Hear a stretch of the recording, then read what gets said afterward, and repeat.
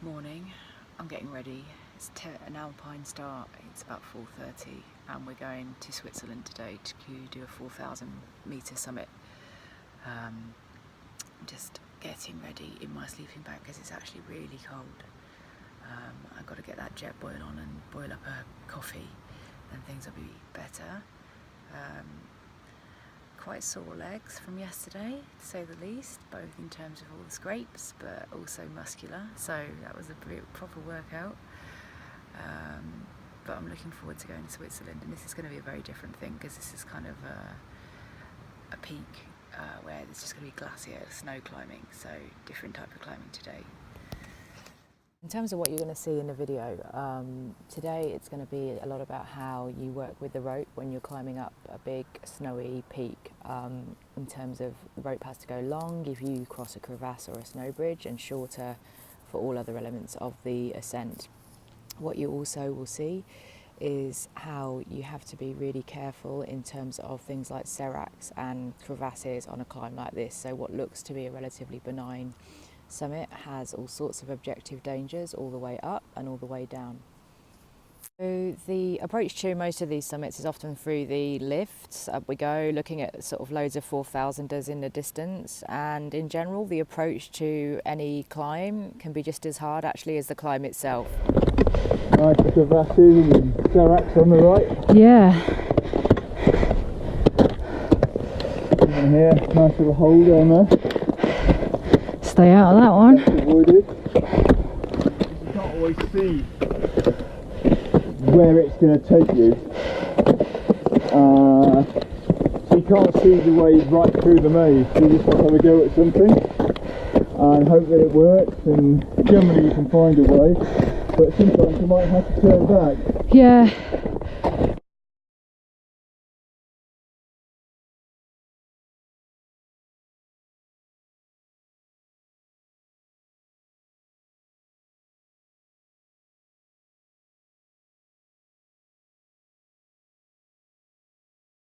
So we were powering it through this bit because, as you can see on the right, there's quite a large serac, that sort of big towery thing there, and you need to kind of move pretty quick in this area because anything could fall on you at any time.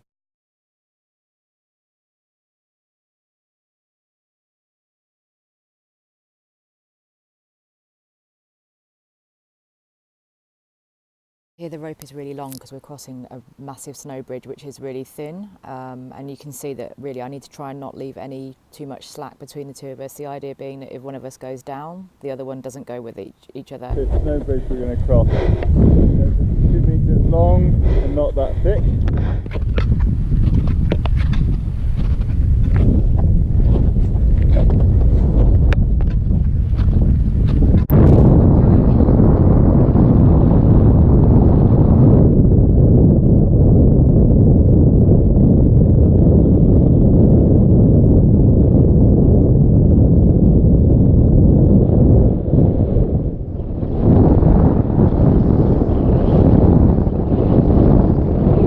Again, if you look on the right hand side, there's another crevasse there, and so you can see that the rope's really long, and we're proceeding pretty quickly past it.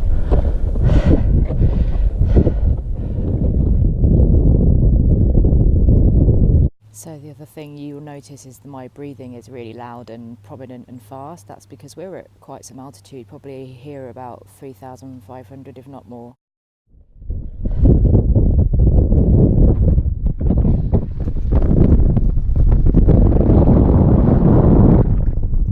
This is the point where we know that we've almost made it to the summit, but there's quite a steep push to get up there, and it's really, really windy, which obviously affects your stability.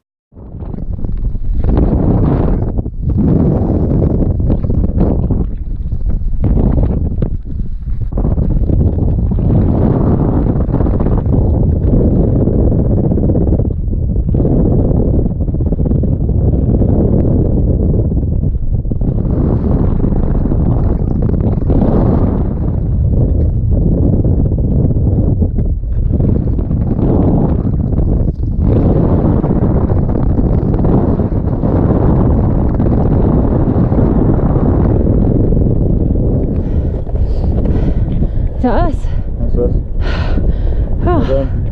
Oh, Thank you. Made it to the top. With minimum of whinging. I don't think I whinged once.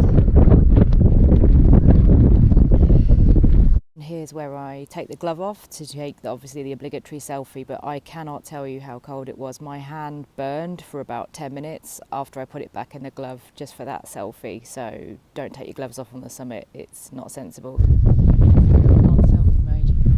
Which camera? It's all set now. Yeah, the front. Yeah.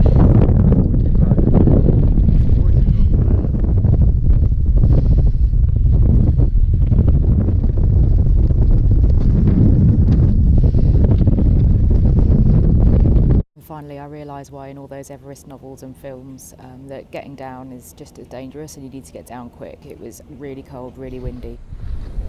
Seriously, very unusual. Interesting looking things. It's like kryptonite.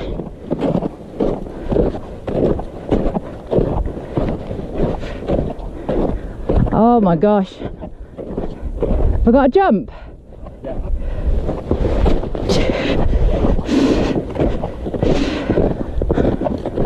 So there's hardly any video of me coming down because all the way down there was quite a significant serac wrist, so basically I didn't want to mess about with worrying about visuals and filming.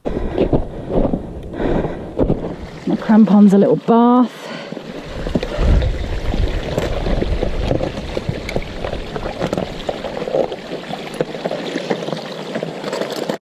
So coming down is full of risk. We decided to add extra risk by getting on one of these bikes to go the last bit of the distance, 800 metres down. This rig, where do we go? We follow these people down.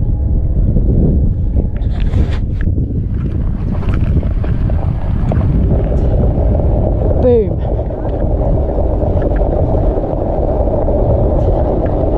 No, this rig's not good. It's got no front suspension. It's not no suspension on the front. It's very stable, but I'm getting every shot through my tortured arms from yesterday's climbing. Like